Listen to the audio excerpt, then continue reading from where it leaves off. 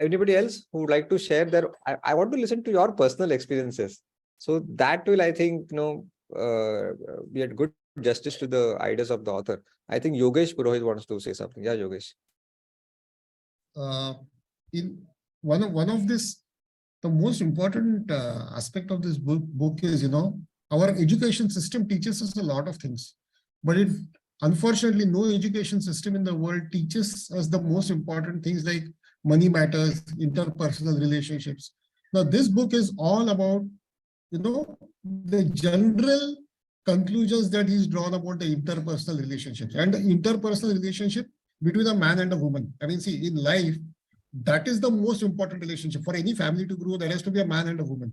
Now, in that, what he says, and that is, a line which struck me is, first thing that you got to realize in the relationship is a man is different and a woman is different. Both biologically, psychologically, both of them are different. And that is the reason why he's used this analogy of Mars and Venus to show that how diabolically they are different. Now, in this, he has given one example about, the man's wife. She's had a baby and she's all alone at home, and she's in pain and there is nobody to take care of her. And so when she really vents it out, her husband starts leaving the room and she says, "Don't go away. I'll be alone the whole day." So about 12-13 years ago, my wife was expecting, and there were only two of us. So I used to be out the whole day going for work, and she was all alone at home. There was nobody. I mean, she used to talk to somebody on the phone and every day. So, and for me also, it was a new experience because we had just married then.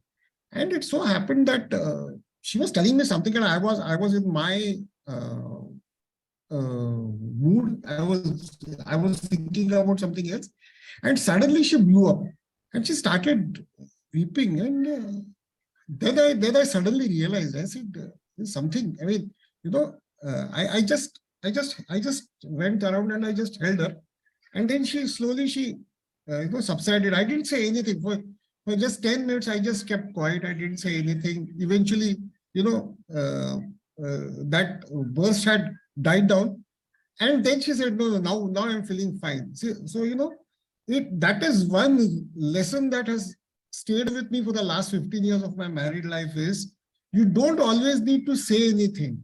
Don't say anything. Just that simple silence when you are with your wife or with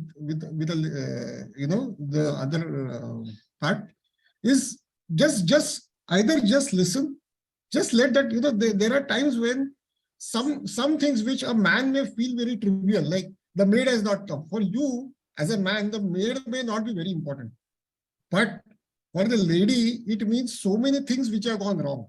Or if a maid has absconded for 7 days, that means the lady is really, on the verge of her patience. So that is the time you should just listen. Wherever you can, silently do it. Don't go about asking her if you can do it or you should help her. They don't need all that help. They just need you to listen. They just need you to be there. They just need you to silently support them. There's nothing else. All this is there in that book. But unless you don't experience that situation, you're never going to understand the significance of it. Right. See, men are always, as the book says, men are always thinking about how to find a solution. Don't go for a solution 100% of the times. Most of the time, the best solution is just listen, just keep quiet, just keep your counsel. Everything will come back to its normalcy in 5-7 minutes. But most of the times, we as men assume that, I know the solution to this. No, you don't know the solution to that mood. You can't solve somebody's mood. You can't solve somebody's emotion. Just listen and be with that emotion. That is what is the most important learning that I got out of this book.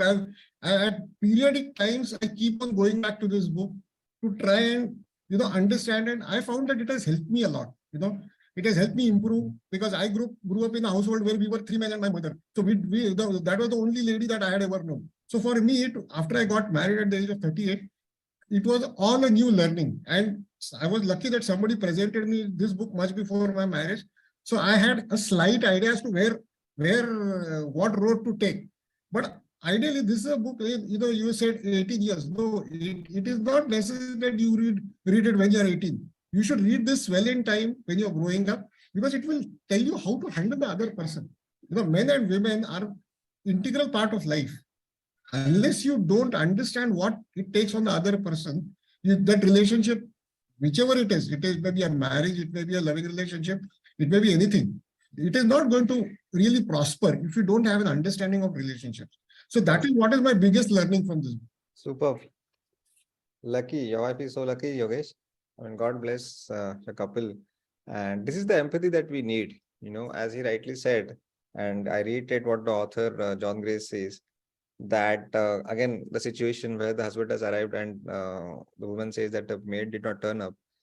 Regardless of man and woman, I think sometimes I feel that it's been exaggerated. Man versus woman. I think barring the physical, some body parts and the bathroom activities, rest all should be same between man and woman.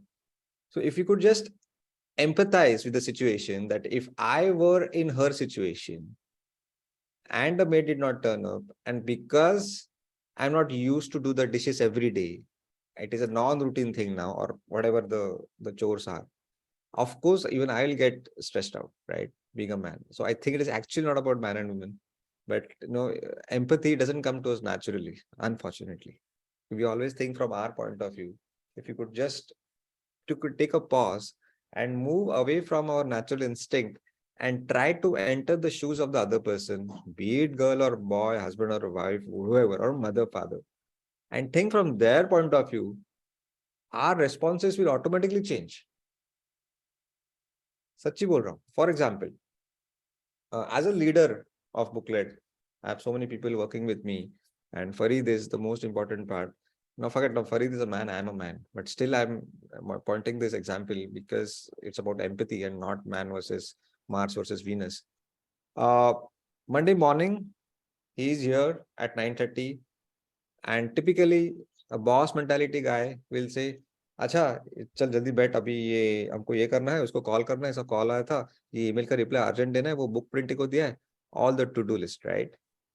But when I move away from myself and think that I am Farid and visualize Amrut sitting in the chair and I'm entering the office at 9:30, being Farid, what should be the first line from Amrut when I am Farid, which will make me happy as Farid? And suddenly my response changed. You know what I said in the next Monday to Farid? So कल Sunday था, अम्मी ने घर पे क्या बनाया, कौन सा चिकन पुलाव बनाया या मटन पुलाव बनाया? I think that was the best way of changing your leadership approach. और उसके बाद I talked about the daily chores, the to-do list. तो अभी यहाँ पे कहाँ आया वीनस और कहाँ आया Mars, right? But it takes a lot of practice. वो थोड़ी देर के बाद वापस भूल जाता हूँ, फिर वापस याद दिलाना पड़ता है. So empathy comes through practice, not naturally. यहाँ पे कुछ प्रैक्टिकल टिप्स जो ऑथर ने दिए, which I really want to mention, कि ऐसे सिचुएशन में करना क्या है. Like Yogesh rightly said, कि just be silent and listen to her. Here we can also say, ask some leading questions and get into the details of the problem, not the solution. कि अच्छा तो फिर वो आई नहीं तो फिर बहुत ज्यादा बर्तन थे क्या, तो I know you may not be used to it, इसलिए थोड़ा शेड्यूल तुम्हारा अपसेट हुआ रहेगा ना. So you can just lead her through some smart questions which will pacify her that the man really understands her problem, just understands her problem, and no expectation of any solution, right? Coming to the man side, okay, अभी मैं यहाँ पे कुछ bias नहीं हो रहा हूँ. Just because I'm a man doesn't mean I'll be talking in favor of man.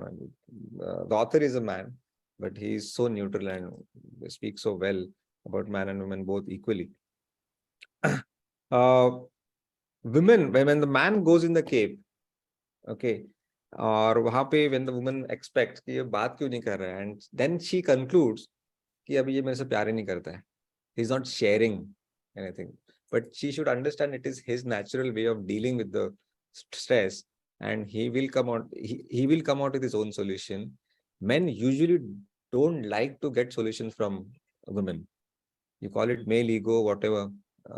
ऐसा है because men, if you go from evolutionary point of view, men used to go out for hunt, and women used to stay at home taking care of kids.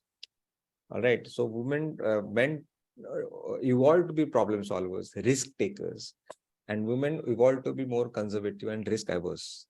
I know today's modern women may male masculine side ज्यादा हुई है because now they have become independent.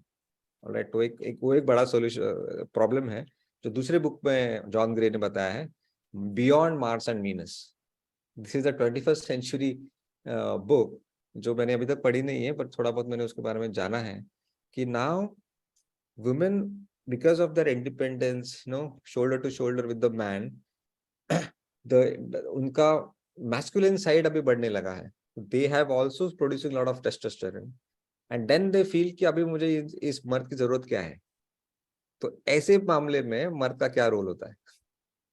I don't know yet because I'm yet to read the book, but this is, I think, the situation of today, especially the working couples. तो यहाँ पे मर्द को सिर्फ salary दिया और उसका job खत्म हुआ, ऐसा नहीं है. He has to go much beyond just contributing monetarily to the family.